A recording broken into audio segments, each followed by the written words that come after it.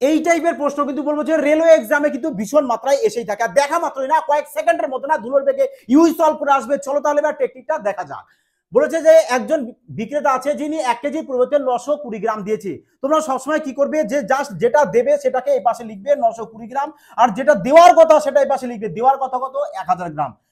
1000 গ্রাম মানে 1 কেজি মানে 1000 গ্রাম, তাহলে 1000 গ্রামকে কি করবে এখানে লিখবে। এবার বলেছে দেখো যে 15% লাভ করবে, 15% যদি লাভ করো এর 15% এর ফ্র্যাকশন চলে আসে কত আমাদের 3/20, তার মানে 20 তে 3 লাভ হচ্ছে, তাহলে কত হবে 20 তে 3 লাভ হয়ে গেলে চলে আসবে কত আমাদের 23।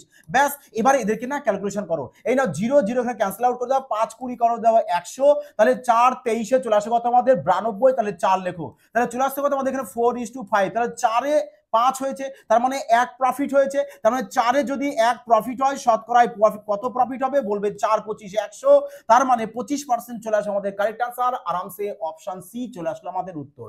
এভাবে না কয়েক সেকেন্ডের মধ্যে এই টাইপের প্রশ্ন এক্সাম হলে ইউই সলভ করে আসবি। তাহলে এবার বলো টিপসটা তোমাদের কেমন লাগলো, যদি ভালো লাগে বলবো অবশ্যই কিন্তু একটি প্যাসা কমেন্ট লাইক আর শেয়ার কিন্তু অবশ্যই করে দিও।